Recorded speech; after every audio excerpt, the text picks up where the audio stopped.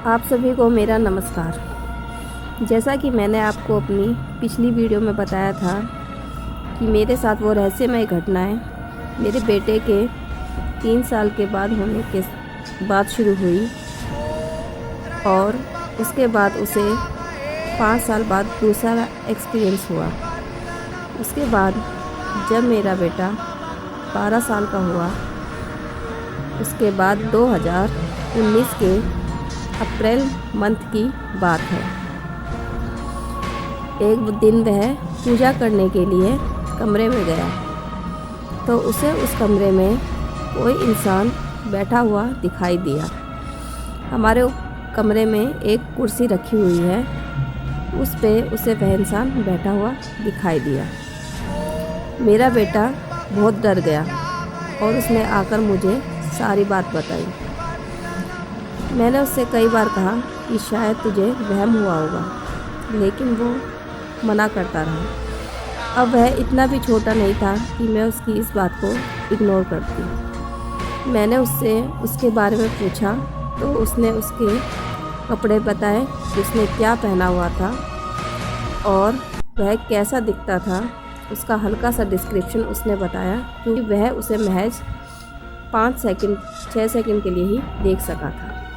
उसने उसके बैठने का ढंग बताया। उसके हिसाब से वो वेशभूषा किसी पंडित के वेशभूषा से मैच कर रही थी। मुझे लगा कि शायद हो सकता है, कई बार ऐसा समय हो जाता है कि किसी चीज़ का हमें अनुभव हो जाए। उसके बाद हमारे दिमाग से वो बात निकल गई। उसके तकरीबन 2 महीने बाद, यानी कि जून महीने की बात है, उसको वही इंसान सपने में दिखा जो उसे हमारे पूजा वाले कमरे में दिखाई दिया था। उसी पंडित की वेशभूषा में वह उसे दिखाई दिया। तो उसने उससे कहा कि उस टाइम हमारी फाइनेंशियल कंडीशन कुछ सही नहीं चल रही थी। तो उसने बताया कि तुम्हारे ऊपर पिछले जन्म में किसी ने जादू टोना किया हुआ है और उसके निवारण के लिए तुम्हें एक गुल्लक लानी होगी और उसके चारों तरफ रुद्राक्ष की माला लपेट कर रखनी होगी और उस गुल्लक की फिर तुम्हें नज़र उतारनी होगी। तो मैंने उसके कहे अनुसार सब कुछ किया। उसके बाद उसने ये कहा था कि आप उस गुल्लक में अपने सामर्थ्य अनुसार, यानी कि कोई भी एक नोट डालें, लेकिन वो 200 रुपये से कम का नहीं होना चाहिए। हम अपनी सेल में से जो भी हमारी कंडीशन थी उसके हिसाब से हम अपना उसमें इन्वेस्टमेंट डालते रहे गुल्लक के अंदर।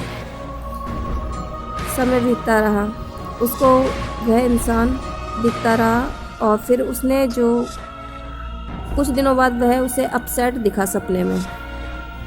तो इसने मुझे बताया, कह रहा मम्मी वो मुझे अपसेट दिख रहे हैं। तो मैंने कहा कि तू रीज़न पूछ, अगर तेरे से बात करते हैं। कह रहा वो मेरे को बोलने नहीं देते हैं, सिर्फ अपने बारे में बताते हैं। अपने बारे में भी नहीं बताते, मतलब कि सिर्फ हमारी परेशानियों का एक तरह से वो हल बताते थे कि ये करो, जैसा वो करने को कहते थे उससे तुम्हारी फाइनेंशियल कंडीशन सही हो जाएगी। फिर भी मैंने कहा कि तू पूछ के देखना कि क्या कहते हैं। जैसे उसने उनसे पूछा कि आप कौन हो और आप परेशान क्यों हो, तो उसने अपना परिचय हमारे पितरों के रूप में कराया। उन्होंने कहा कि मैं तकरीबन 50-60 सालों से कैद में था और मुझे किसी ने कैद कर रखा था और मैं किसी तरह उसकी कैद से निकला हूँ और बड़ी मुश्किल से तुम्हारे तक पहुँच पाया हूँ। फिर उन्होंने कहा कि अब भी मैं उससे छुपता हुआ ही घूम रहा हूँ, लेकिन किसी तरह उन्हें पता चल गया है कि मैं यहाँ पर हूँ और अब वह मुझे फिर अपने कैद में कर लेंगे। ये बताकर वह फिर उसके सपने से चले गए। मेरे बेटे ने अगले दिन मुझे बताया कि मम्मी उन्होंने ऐसे ऐसे मुझे बताया है। तो मैंने कहा कि उससे किस तरह छुटकारा मिलेगा ये पूछूं। तो उसने कहा कि मम्मी ठीक है, अगर आज मुझे दिखेंगे तो मैं ज़रूर पूछूंगा। उस दिन रात को फिर सपने में दिखे तो उसने पूछा कि आपको इससे कैसे छुटकारा मिल सकता है। तो वो बोले कि इसके लिए तुम्हें एक छोटा सा काम करना पड़ेगा, तुम्हें एक रुद्राक्ष लाना पड़ेगा और उस रुद्राक्ष के अंदर तुम्हें मुझे रखना पड़ेगा। फिर वह बोला कि ठीक है। तो अगले दिन फिर मेरे बेटे ने बताया कि मम्मी इस तरह रुद्राक्ष लाना होगा और 6 मुखी रुद्राक्ष चाहिएगा। तो मैंने कहा ठीक है, हम रुद्राक्ष लेके आए। तो जब वो रुद्राक्ष लेके आए तो हमने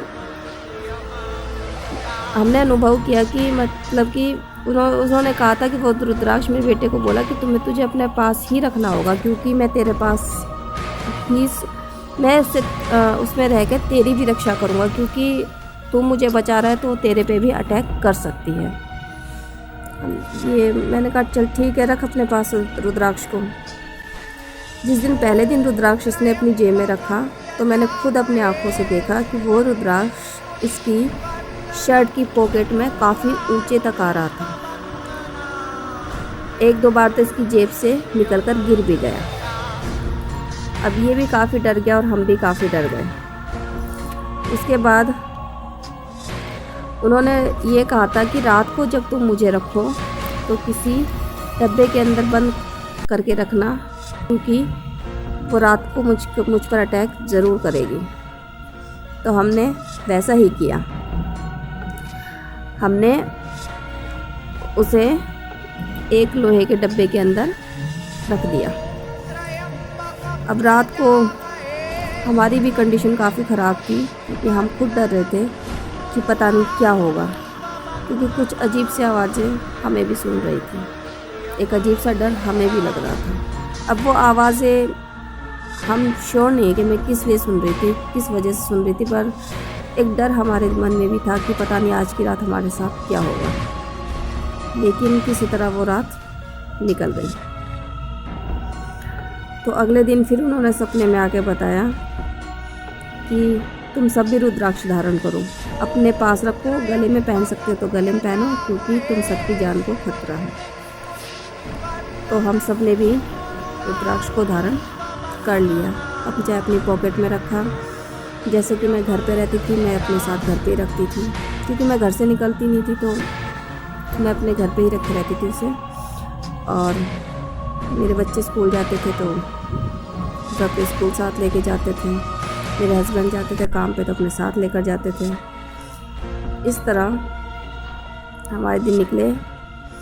उसके बाद भी हमारी फाइनेंशियल कंडीशन सही नहीं हुई।